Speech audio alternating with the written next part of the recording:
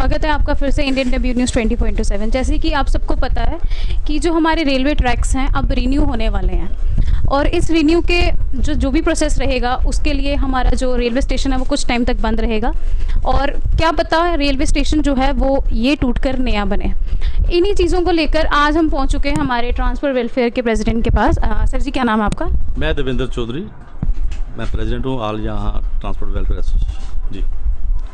तो क्या आपको जो नए जो ट्रैक बनेंगे, एक्चुअली प्रपोज़ल तो ऐसा ही सुनने में आ रहा है कि दूसरी साइड ये वाला पोर्शन जो है ये बंद होगा कुछ टाइम के बाद, जब ये उधर नया मतलब बन जाएगा तो ट्रैक बढ़ेंगे। ये अच्छी बात है, खुशी की बात है, ट्रैक बढ़ने चाहिए क्योंकि काफ़ी टाइम से लोगों की डिमांड थी कि यहाँ पर 3 प्लेटफार्म है, तो लोगों की 9 की डिमांड थी, लेकिन हमें पता लग रहा है 9 से भी ज़्यादा बढ़ेंगे, तो बड़ी खुशी की बात है। और हम ये चाहते हैं, आपके माध्यम से ये बोलना चाहते हैं कि रेलवे में ट्रैक 10 बने, 11 बने, 20 बने, वो वेलकम है, पूरा जम्मू उनका स्वागत करता है। लेकिन जम्मू का बहुत सा कारोबार जो है ये रेलवे पे डिपेंड करता है। जैसे हम लोग ड्राइवर लोग हैं, ऑटो है, मेट्रो रोड, बस, टैक्सी वगैरह, तो इनको भी आपने मद्देनज़र रखना है। उस साइड ट्रैक बनता है तो वहाँ भी हम लोग जो कि यहाँ पिछले 52 साल से बैठे हुए हैं, तो वहाँ भी हमारा राइट बनता है, हमें वहाँ पर भी जब ये शिफ्टिंग आए तो वहाँ शिफ्ट करें। तो अभी यहाँ थोड़ा सा हमारा नीचे प्रॉब्लम है, यहाँ कोई ठेकेदार ने यहाँ पर ठेका लिया है, और वो ठेका जो है वो मतलब अब कुछ लोग इसमें रेलवे के कुछ लोग इन्वॉल्व हैं, कुछ चंद लोग जो को इसको पर्सनली करना चाहते हैं, और उनकी पार्टनरशिप है, इनमें 1-2 लोग हैं, उनकी पार्टनरशिप है, वो पर्सनली लेकर हमको हरासमेंट कर रहे हैं। जैसे ये हमारी बिजली काटी हुई है, आज हमारा यहाँ पानी काट दिया, तो हम कोर्ट में हैं, देखिए कोर्ट में क्या 19 को कोई रिज़ल्ट आएगा। लेकिन हम ये आपके माध्यम से कहना चाहते हैं कि अच्छी बात है, डेवलपमेंट होनी चाहिए और नए ट्रैक बनने चाहिए, और उन ट्रैक्स का जम्मू के लोगों को और माता वैष्णो देवी के यात्री जो आते हैं उनको बेनिफिट मिलना चाहिए। तो सर क्या आने वाला है, आपको क्या घाटा होने वाला है अपने बिजनेस में, या फिर आपको इस चीज़ का डर है कि अब आपको बिल्कुल हटा दिया जाएगा यहाँ से? देखिए, हम लोग पिछले 52 साल से हैं किराया दे रहे हैं, जबकि हम उस समय 12 रुपये साल के देते थे, आज 1200 रुपये मंथली देती है गाड़ी टैक्सी का। तो पॉलिसी तो सरकार की ऐसी नहीं होती कि जो लोग काम कर रहे हैं उनको हटाया जाए, लेकिन बीच में कुछ लोग होते हैं जिन्होंने इन्वेस्ट किया हुआ है, या रेलवे के 1-2 अधिकारी हैं, उनका टेंडर में भी इन्वेस्टमेंट है, और भी जितने यहाँ बाकी काम चलते हैं, ये जितना भी बिजनेस एस्टैब्लिशमेंट है उसमें सब में कोई 1-2 लोग हैं, उन लोगों की इसमें पार्टनरशिप है, और वो लोग इलीगल तरीके से पैसा कमाना चाहते हैं, और यहाँ भी वो उसी फार्मूले पे आना चाहते हैं, वो हमारा नुकसान करना चाहते हैं। तो रेलवे के जो उच्च अधिकारी हैं, हम उनसे रिक्वेस्ट करते हैं ऐसे लोगों की निशानदेही करके इन लोगों को थोड़ा सा बाउंड करें कि ये अपनी जो पावर है नाजायज़ इस्तेमाल ना करें।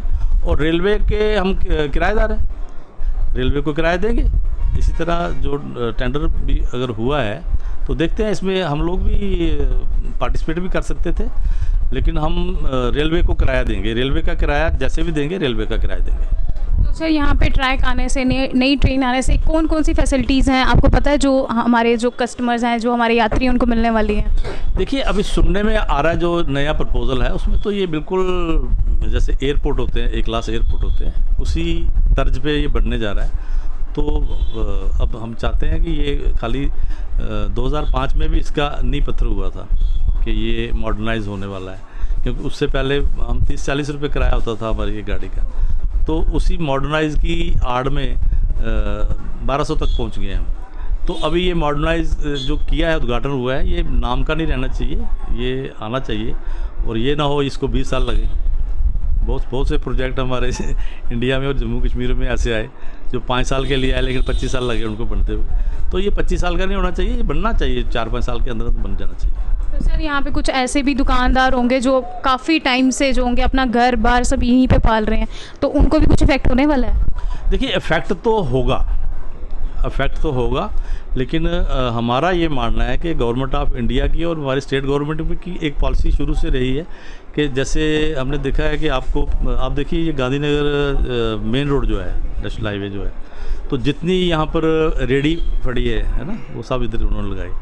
तो पहले ये अलग अलग जगह थी, लेकिन लोगों की रोजी रोटी थी।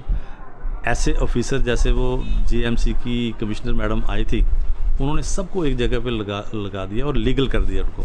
तो हम समझते हैं कि ऐसे ही अगर यहाँ से कोई एक दुकान उठती है तो जब वहाँ शिफ्ट होगा, जैसे बस स्टैंड में शिफ्टिंग हुई, तो उन्हीं लोगों को दोबारा बहाल किया गया जो लोग वहाँ काम कर रहे थे। तो मुझे नहीं लगता है कि सरकार कोई ऐसा करने जाएगी कि जो लोग काम कर रहे हैं उनको निकाल के किसी दूसरे को यहाँ लाएगी। अगर ऐसा होता है तो ये इसका बिल्कुल सब विरोध करेंगे और उम्मीद करेंगे कि देखिए अभी प्रशासन तो ये रेलवे का है, भारत सरकार के डायरेक्ट अंडर है, तो हम रेलवे मंत्रालय में भी इसकी अर्जी देंगे। और अभी इलेक्शन भी आने वाली है, प्रधानमंत्री जी को बोलेंगे कि मेक इन इंडिया तो है, लेकिन जो इंडियन है अब तो भारत हो जाएगा ना, अब इंडियन भी नहीं रहेगा। भारत के जो लोग कामकाज करने वाले हैं यहाँ पर, हम तो दिहाड़ीदार हैं, उनको मार के इंडिया नहीं बन सकता है, ना भारत बन सकता है। उनको ज़िंदा रखना पड़ेगा और प्रोजेक्ट आप बड़े से बड़े बनाओ, लेकिन जो गरीब काम करने वाले हैं, ठीक है, फैक्ट्रियाँ बड़ी बड़ी हैं, कितना कुछ है, जब तक ये हाथ नहीं है ना तो कुछ नहीं है। और हाथ कौन है?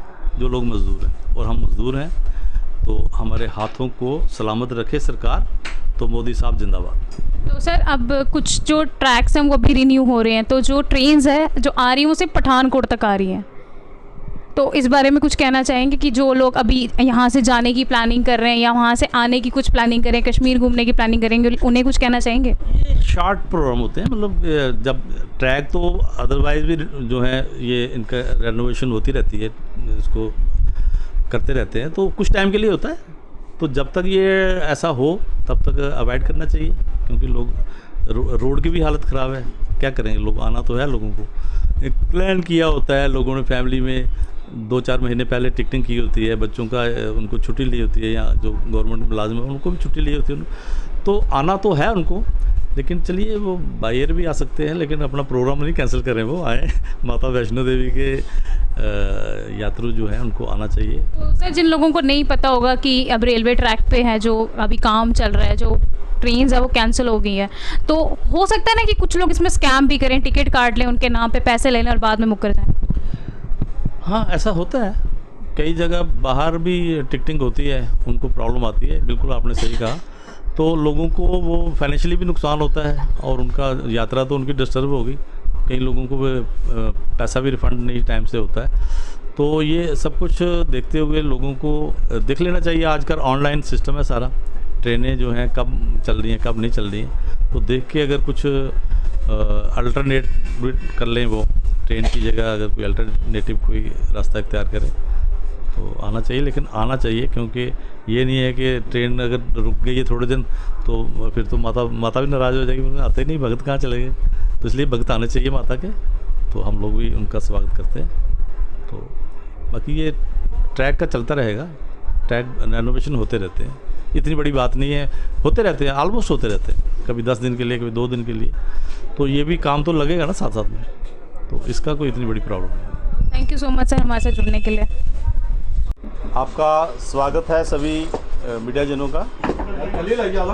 आज की जो हमारी प्रेस कॉन्फ्रेंस है ये इस रिलेटेड है कि जैसे आप सब लोग जानते हो कि यहाँ पर